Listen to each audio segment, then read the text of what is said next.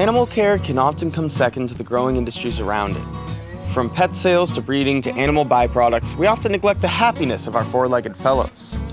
After all, being kind to an animal doesn't generate value, does it? One such species affected by the unending scourge of capitalism is the axolotl. Once native to ponds in Mexico, the water salamander now lives exclusively in captivity. Scientists believe they're worth preserving because they produce stem cells way past maturity. This gives them a Wolverine-like healing factor. Because of this, some ancient cultures actually worshipped them like they were gods walking among us. Just saying. Pretty neat. Of course, this little guy's no god. They do make for interesting little pets, though. They have these cute little button eyes and a smile to boot. And over the years, owning axolotls as pets has become more common.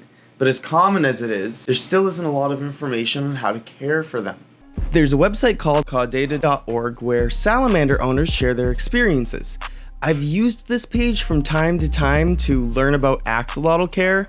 After all, they are salamanders. So why don't we take a look right now and see what's going on Cawdata. Oh my god, it's a bloodbath. This thread details a user whose 3 axolotls had a bad fungal infection.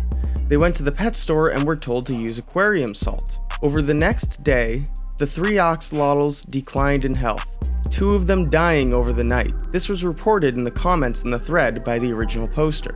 Unfortunately, the advice to use aquarium salt was pretty bad.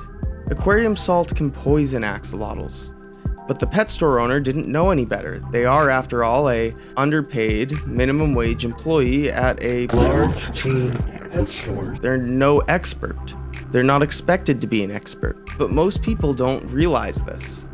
Looking further on Cawdata, we have posts from people whose axolotls grew sick after their tank hit 70 degrees Fahrenheit, which is way too hot for an axolotl tank.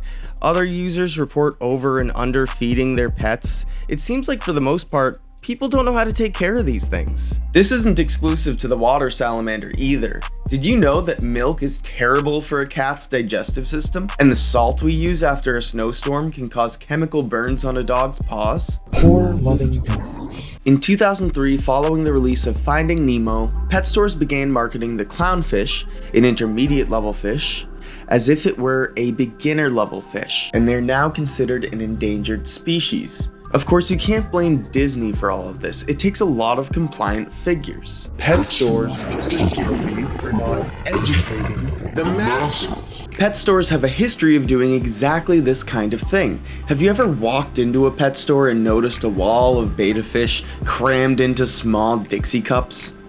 This is obvious animal mistreatment, but nobody calls it out. Right now, we're going to large chain pet stores. For what reason? Just to look at what they have on the shelves. I drove all the way up to New Hampshire to the next state, because you can't dox that, because I don't live there. Okay, sometimes things go a little wrong. I left the heater on. Going home, I'm gonna fix that.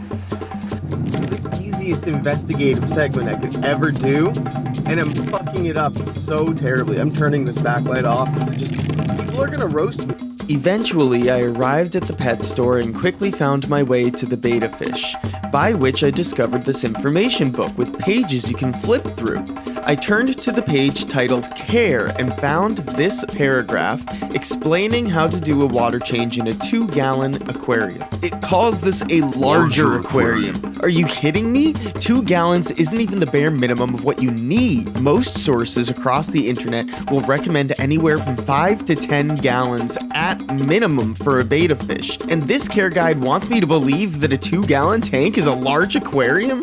It also says you should only be cleaning your tank every 2 to 4 weeks, which is ridiculous. But this explains this glowfish I found and the same glowfish a week later. Animal abuse is often taken less seriously in fish than in other animals. There's an argument that fish don't have nervous systems, which is completely made up. But here we have visual examples of the mistreatment. The shriveled up fins are a sign of depression at best. At worst, it's a case of life-threatening fin rot. So what can we do to make things better for axolotls? Well, I can start by sharing my personal experience with Atlas. After all, anybody who buys a pet with good intentions deserves accurate information. His setup requires a chiller and a canister filter. We keep his water at around 61 degrees Fahrenheit, and the canister filter creates less current than other filters. As a baby, he was in a 29-gallon tank, but as he got older, we ended up getting him a 39-gallon for some extra space. And the lid doesn't have any form of light bulb. He is nocturnal after all. Admittedly, we use clothespins to prop the lid open. This is because of a lack of air holes. It's important because axolotls will occasionally surface for air. Air stones can also help oxygenate the water. It's recommended to get the flat ones, but we use the one in there because Atlas likes to wrap his tail around it and feel the bubbles. On the subject of tank accessories, it's important not to get anything with sharp edges or rough surfaces.